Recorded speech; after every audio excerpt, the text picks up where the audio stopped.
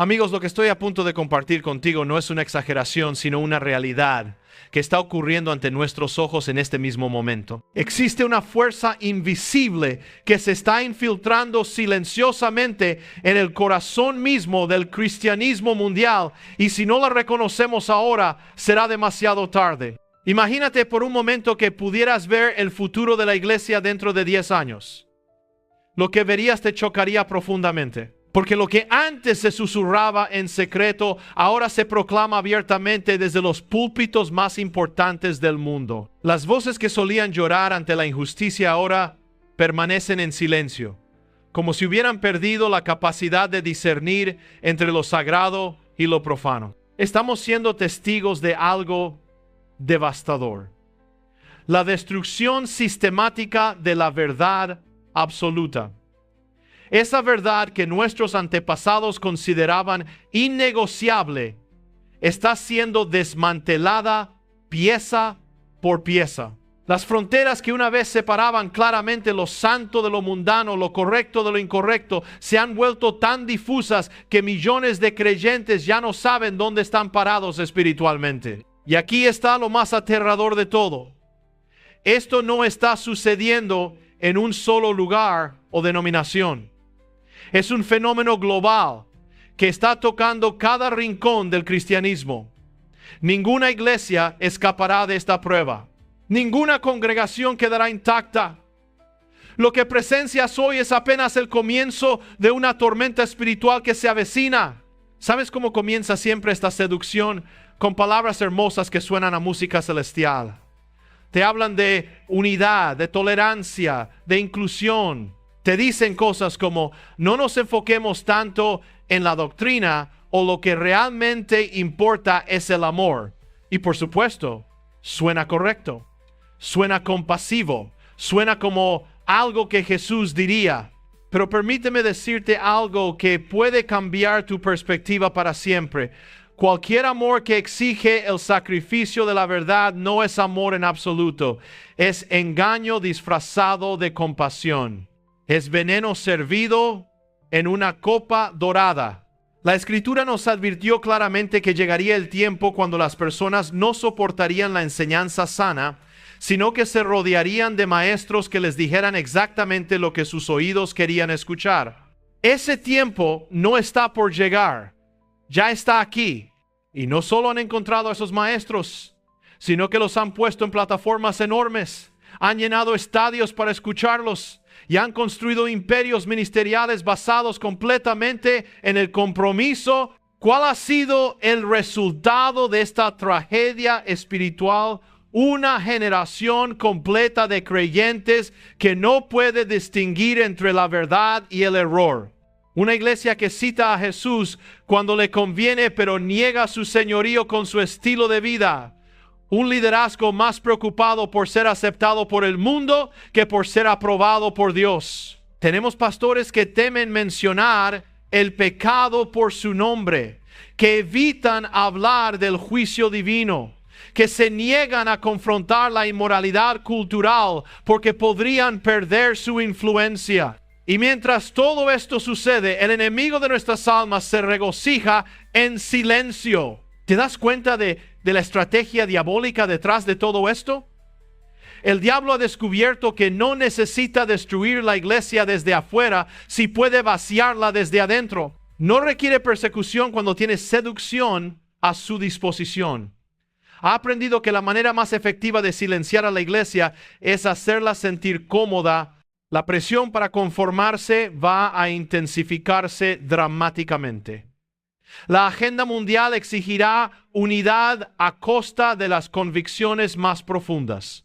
Nos dirán que la doctrina es divisiva, que las escrituras deben evolucionar, que los valores bíblicos son obsoletos y opresivos.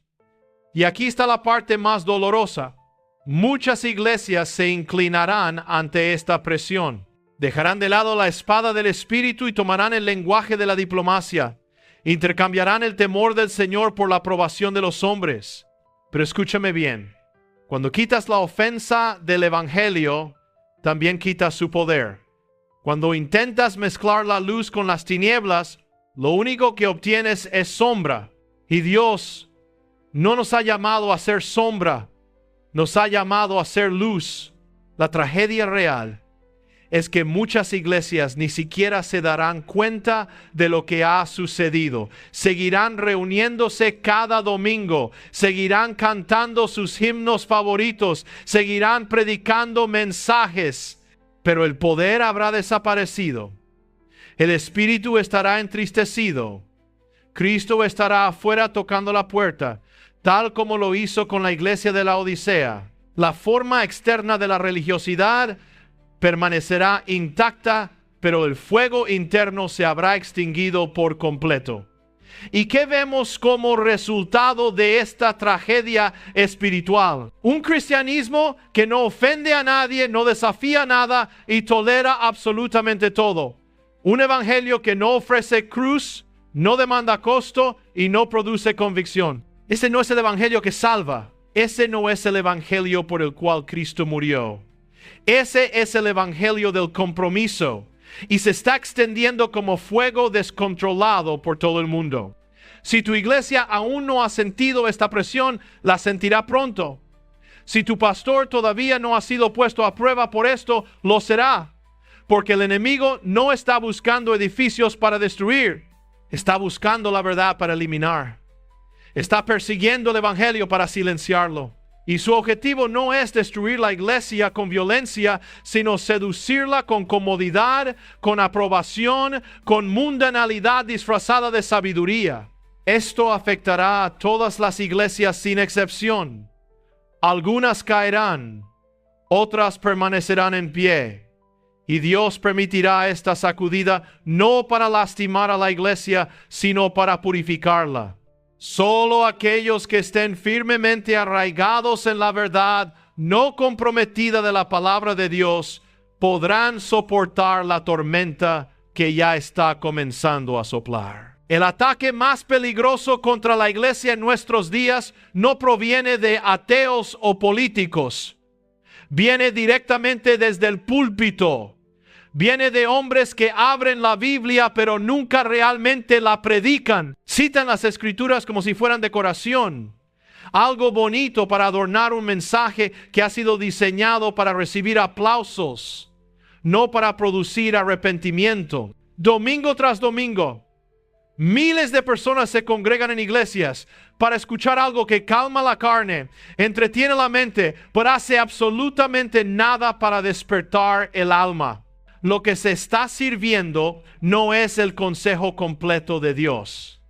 Es una versión aguada de la verdad, despojada de su poder, su urgencia y su autoridad.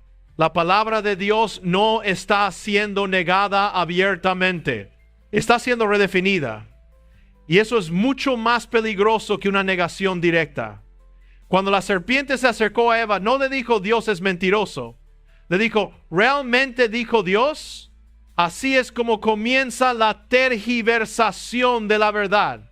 Ese mismo espíritu sigue activo en la iglesia de hoy. Lo escuchas cuando los predicadores dicen, bueno, este versículo necesita ser reinterpretado a la luz de la cultura moderna. Lo escuchas cuando afirman, Jesús nunca habló sobre eso, como si las letras rojas fueran más inspiradas que el resto de las escrituras.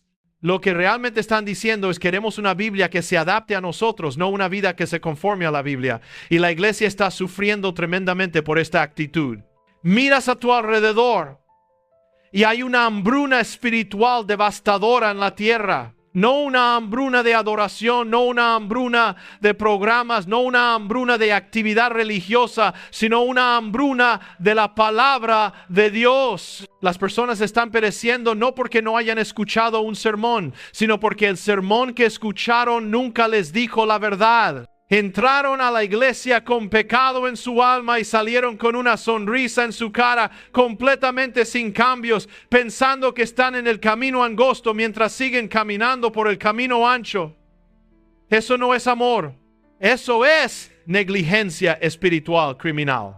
Esto es lo que sucede cuando el hombre toma el trono y Dios es tratado como un personaje secundario en su propia iglesia. Los predicadores se convierten en celebridades. La profundidad teológica es reemplazada por eslóganes superficiales. Y la Biblia se convierte en una herramienta para apoyar cualquier narrativa que el pastor ya había decidido predicar. No hay convicción, no hay desafío, no hay llamado a la santidad, solo un flujo interminable de mensajes inspiracionales vestidos con lenguaje cristiano, pero vacíos de autoridad divina. Dios nunca les dijo a sus pastores que fueran populares.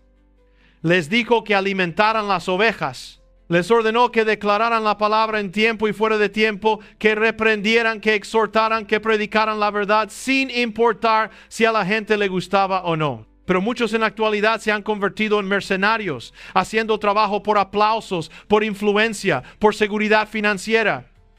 ¿Y qué sucede cuando los lobos entran en el rebaño? El mercenario huye, pero el verdadero pastor se mantiene firme. Y ahora mismo estamos viendo una gran prueba. Los lobos están entrando. Algunos ya se han infiltrado sin ser notados. Y la pregunta es, ¿quién va a hablar la verdad aunque les cueste todo? Estamos viviendo en un tiempo donde las personas quieren a Jesús como Salvador, pero no como Señor. Quieren una cruz que traiga comodidad, no una cruz que requiera morir al yo. Y muchos predicadores les están dando exactamente lo que quieren. Pero déjame decirte algo fundamental. Dios no es burlado. No se impresiona por las multitudes. No está mirando cuántos seguidores tiene alguien en las redes sociales. Está observando si su palabra está siendo honrada, correctamente dividida y predicada sin compromiso alguno. Y cuando las iglesias abandonan la palabra, no solo pierden la verdad, pierden el poder. Porque el evangelio es el poder de Dios para salvación, no los trucos, no los programas, no la música emocional. El evangelio. Si quitas el evangelio, quitas la única cosa que puede salvar a un pecador. Y podrás construir un seguimiento masivo, pero nunca construirás la iglesia verdadera. Tendrás una multitud, pero no conversiones. Tendrás actividad, but no unción. Es tiempo de que la iglesia regrese a la palabra, no solo citándola, sino viviéndola, predicándola y sometiéndose a ella como nuestra autoridad final. Porque si la palabra de Dios no define nuestro mensaje, entonces nuestro mensaje no tiene poder para salvar. Una de las decepciones más grandes entre las iglesias de hoy es la creencia de que la persecución es algo que solo sucede en tierras lejanas. Escuchamos sobre creyentes que sufren en lugares como China, Corea del Norte o partes del Medio Oriente y movemos nuestras cabezas con simpatía. Pero en algún lugar profundo de nuestro interior nos hemos convencido de que nunca podría suceder aquí. Pensamos que porque vivimos en una tierra de supuesta libertad religiosa, estamos exentos de cualquier persecución. Pero permíteme compartir contigo algo que el Señor imprimió profundamente en mi corazón. Esa ilusión está a punto de hacerse pedazos. La persecución no está viniendo, ya ha comenzado. Y lo que viene después sacudirá cada iglesia hasta su núcleo más profundo. No se verá como lo que hemos visto en los libros de historia. No serán soldados derribando puertas o creyentes siendo arrastrados en la noche. Al menos no al principio. Comenzará sutilmente, ya ha empezado. No están prohibiendo el cristianismo abiertamente, lo están redefiniendo. No están quitando tu Biblia. Están silenciando tu capacidad de predicarla fielmente. Y en el momento en que hablas la verdad de la palabra de Dios sobre el pecado, sobre el género, sobre el matrimonio, sobre la santidad, eres marcado como fanático, una amenaza, un extremista. Suddenly, la página de redes sociales de tu iglesia es marcada como problemática. Tus sermones son etiquetados como discurso de odio. Tu estatus de organización sin fines de lucro es cuestionado. Tu capacidad de operar libremente está atada a tu disposición de comprometer la verdad. Esta es la olla de presión en la que estamos entrando. Y si piensas que tu iglesia podrá esconderse, estás equivocado. Cada iglesia será probada. Cada pastor enfrentará una decisión crucial. ¿Permanecerás fiel a la palabra de Dios o te doblarás ante las demandas de una cultura que la odia? Esto ya no es solo teoría. Esta es la realidad en la que estamos ingresando. Y déjame advertirte, muchas iglesias se rendirán. Muchos púlpitos guardarán silencio. Muchos pastores elegirán la seguridad sobre la obediencia. Porque la persecución, sin importar cuán suave comience, es un fuego que expone lo que verdaderamente está en el corazón. ¿Y por qué está sucediendo esto? Porque el mundo no puede tolerar la luz. Las tinieblas odian la luz.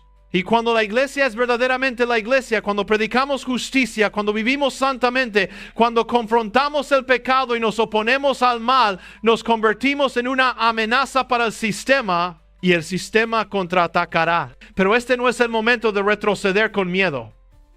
Este es el momento de levantarse con valentía. La iglesia primitiva no creció en seguridad, creció en persecución. El poder de Dios nunca fue más evidente que cuando el pueblo de Dios se mantuvo firme ante las amenazas. Hemos estado demasiado cómodos durante demasiado tiempo, pero la comodidad nunca dio a luz avivamiento. A menudo es en el fuego de la oposición que la verdadera iglesia es refinada. ¿Te das cuenta de que algunos de los movimientos más grandes de Dios en la historia vinieron durante tiempos de persecución? No cuando la iglesia tenía favor político, no cuando la iglesia era popular, sino cuando la iglesia estaba presionada. ¿Y qué hizo Dios?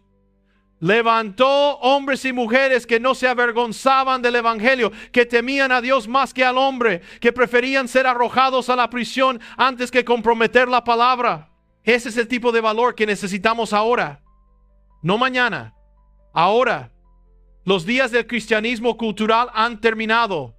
No habrá terreno neutral. O estarás con Cristo o serás arrastrado por el mundo.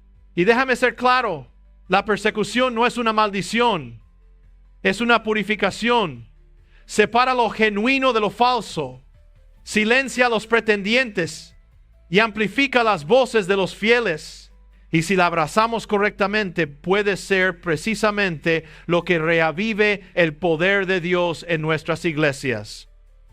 El tiempo del cristianismo fácil ha terminado.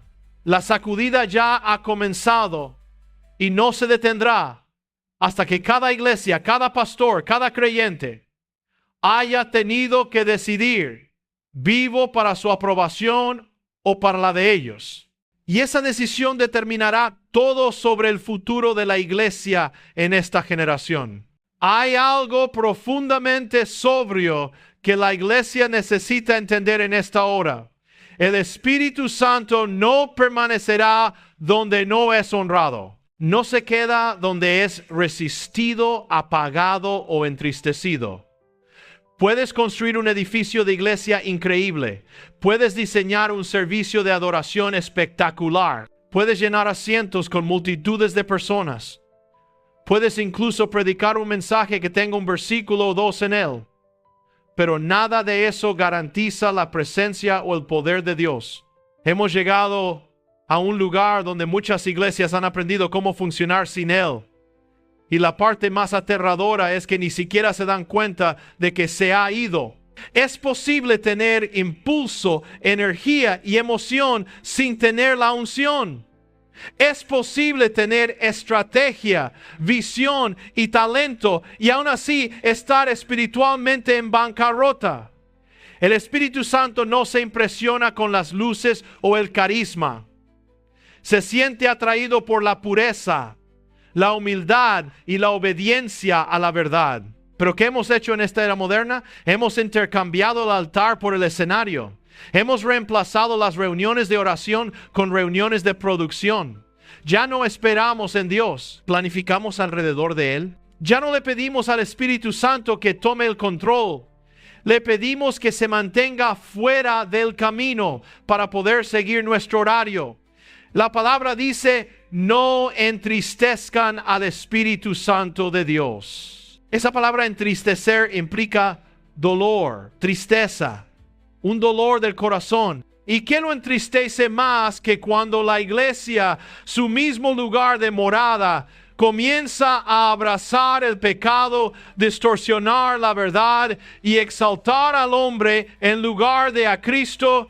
¿Qué rompe más su corazón que cuando usamos su nombre pero ignoramos su voz? Cuando gritamos, Espíritu, ven, mientras vivimos en rebelión contra su palabra. Hemos hecho de la iglesia un lugar donde las personas se sienten bien, pero no donde se reconcilian con Dios. Nos enfocamos en la atmósfera, no en el altar, en la marca, no en el quebrantamiento. Y lentamente, casi imperceptiblemente, el espíritu comienza a retirarse. El fuego se atenúa, la convicción disminuye, el hambre desaparece, y sin embargo el espectáculo continúa. Eso es lo que hace esto tan peligroso, porque la maquinaria de la iglesia no se detiene. Los programas siguen funcionando, las multitudes siguen viniendo, la música sigue sonando, pero la gloria se ha ido y nadie dice una palabra. Tal como en los días de Elí, la lámpara de Dios se apagó en el templo y la vida continuó como si nada hubiera cambiado. Pero todo había cambiado. Y Icabod fue escrito sobre ese lugar. La gloria ha partido. Y esa misma tragedia se está desarrollando en iglesia tras iglesia hoy. Cuando el espíritu se va, podría seguir teniendo un nombre de que estás vivo, pero estás muerto. Y el Señor nos advirtió sobre esto. Advirtió a la iglesia en Apocalipsis que si no se arrepentían, Él quitaría su candelero. Eso significa que seguirían reuniéndose, seguirían llamándose iglesia, pero el cielo ya no los reconocería como tal. Eso debería aterrorizarnos, porque hay lugares ahora mismo con campanarios y cruces, con equipos de adoración y sermones, pero sin presencia, sin poder, sin unción. El Espíritu se ha ido y nadie siquiera lo notó. ¿Cómo llegamos aquí? Toleramos el pecado, dejamos de predicar el arrepentimiento, priorizamos la comodidad sobre la consagración. Silenciamos la voz del Espíritu cuando no encajaba con nuestra agenda. Y ahora estamos cosechando lo que hemos sembrado. Pero el Señor sigue siendo misericordioso. Si nos humillamos, si nos arrepentimos, si regresamos a la simplicidad del Evangelio y nos rendimos una vez más a la autoridad del Espíritu Santo, Él regresará, Él restaurará, Él reavivará la llama. Pero no te equivoques. Él no será manipulado, no será usado para nuestro